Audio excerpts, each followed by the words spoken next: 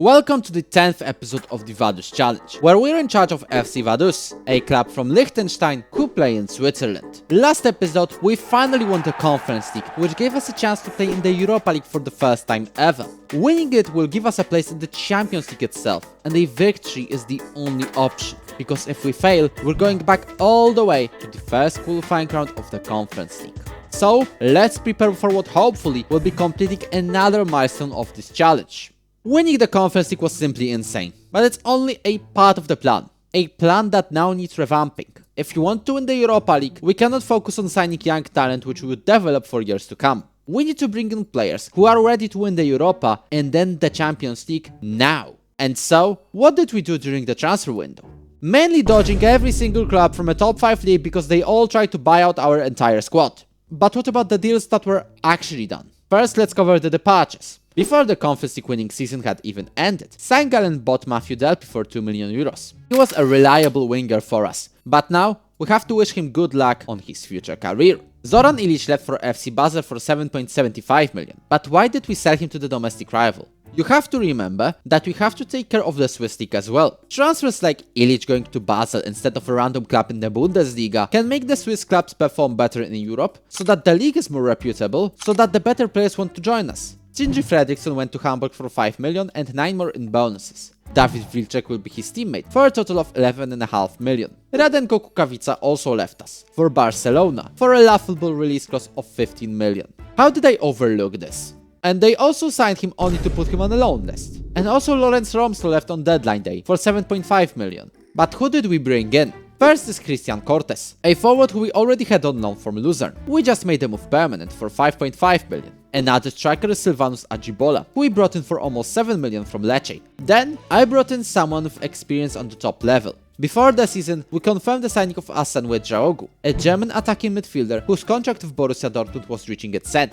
At centre-back, we brought in Emerson Suasuna from Coritiba for his 30 million euro release clause. In case Emerson cannot play, there's always Jaro Ferrari, who we signed from Zurich for 3 million. We also secured 2 loans. Ryan Brown from Manchester United became our new right-back, and Ilya Mani joined us from Basel. The latter also has an optional fee of 2 million. The permanent signing for 2 million is Rego Shamasi from Budapest Honvéd, but he's here to develop, at least for now. And the free agent we signed at right back is Steve Deman from Belgium, just released by Marseille. Well, that was a rebuild, a quite massive one, and one I didn't really want to do that much, at least not on that scale. However, some of the players we brought could carry us even further in this challenge. Maybe they'll even help us win the Europa League. Speaking of the Europa League, after 15 seasons, it's finally time to make our debut. Thanks to the Conference League win, we'll start directly in the league stage, without any qualifiers involved. At the end of August, we got our fixture list. And you know what? Don't tell me you cannot progress to the knockouts at the very minimum. So let's prove that. Let's get off to a strong start. We went to Bucharest to play our first ever Europa League match, with Romanian champions FCSB being our very first opponents. Krechenbel. Hasan. Long shot, it's a low one, and Hasan is the first ever Europa League goal scorer for FC Vaduz. He's in the middle of the pitch now, goes out wide to the right side, will be making a cross or will be tripped, and that is a penalty. Hasan, let's do this. Hasan scores the second goal here in Bucharest. Looking for a third goal for us. Is he going to assist it? Now that's the question, because he's in the penalty area, makes a turn, he scores it by himself. Kouassi is here again though, on the left side, and we'll try again. He makes a cross to Tomasz Machacek. Hellman finds Christian Cortes on the right side, and that ball finds Lopez Duran, who scores his brace in the Europa League. We just had a definition of a perfect start to the Europa League season, and our job is to continue that form. In our first match at home, we took on Besiktas from Turkey. Unfortunately, we also conceded our first goal after a mess in the box, but we quickly got back to our rhythm. Ives Krechenbel equalized, and then we saw a goal scored by Samuel Kouassi, Tomasz Machacek and Samuel Kouassi again. This led to another amazing 4-1 win.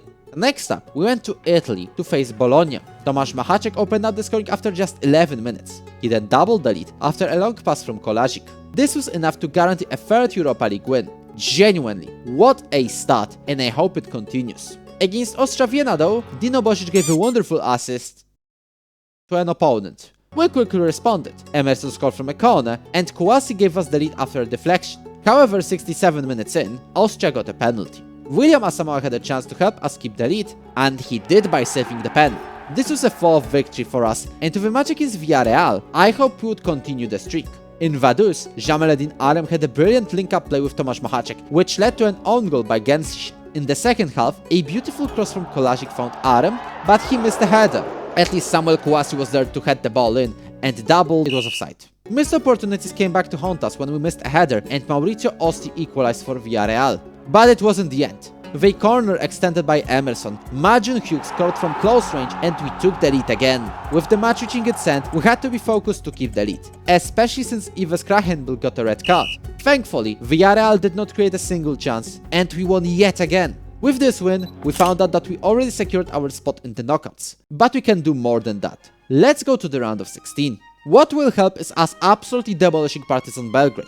We won 4-0, with Samuel Kouassi scoring a brace. At the end of the league stage, we played two Portuguese teams, Portimonense and Vitória Guimarães. Against the former, Ilya Manne launched two counters. He assisted in the first one and scored in the second. Against Vitória, Samuel Kouassi started the game strong and forced Barandola to score an own goal. William Asamoah made some insane saves during the match, but 70 minutes in, it was one save to make too many, with Vitória equalizing.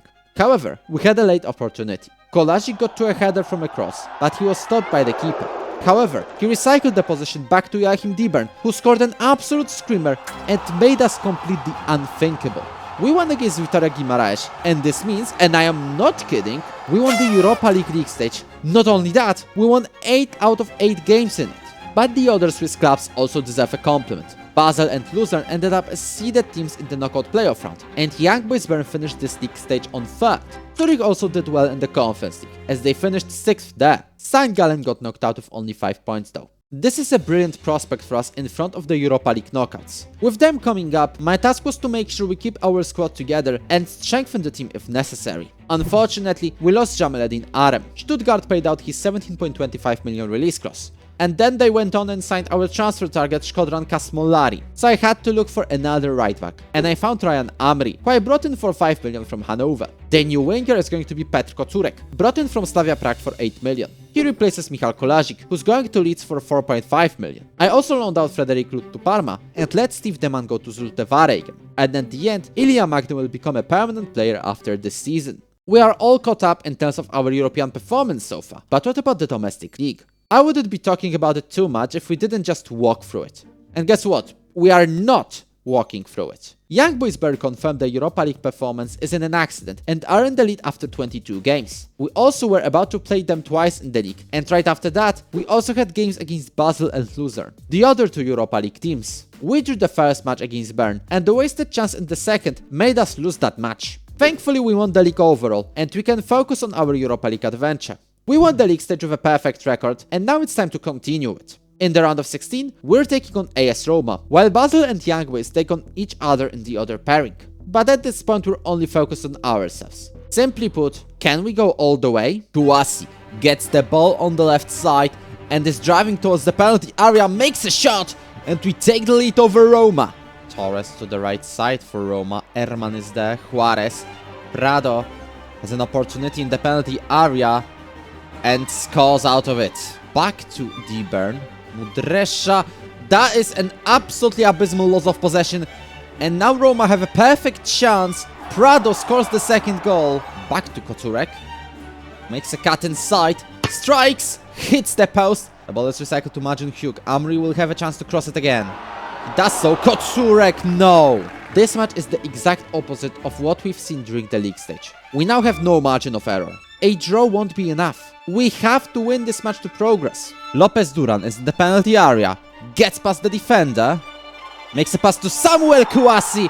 Just like in Rome, he opens up the scoring. Fantastic ball to the right side to Jurgensen, who finds Ajibola. He's got the opportunity to pass it back to the Danish man, and Marcus Jurgensen gives us the lead. Asamoah, just kick it out longer. But that's not a good decision. Prado wins the ball, is in the penalty area and equalizes the aggregate. Sends it to the Pieri. The Pieri on the left, no. And now start a counter. Kocurek is on the left. And the Czechman has a chance to make a cross to Kouassi. 92 minutes and we still have a highlight. Kocurek with Lopez Duran. We're passing it. Ajibola loses the header. we're way high up the pitch. Only 2 people are staying back, but of course, that's the risk we are willing to take. And Talion Busman, who played for us on loan, ends our dreams. We'll have to go back to the Conference League. Heartbreak. That's the only word that can describe this aggregate. We won the league stage, only to stupidly get knocked out before the quarter-final. With this loss, we're back to square one. We have to start over from the first qualifying round of the Conference League. You already know how the challenge goes at this stage. So we'll meet again when we'll have another chance of winning that Conference League.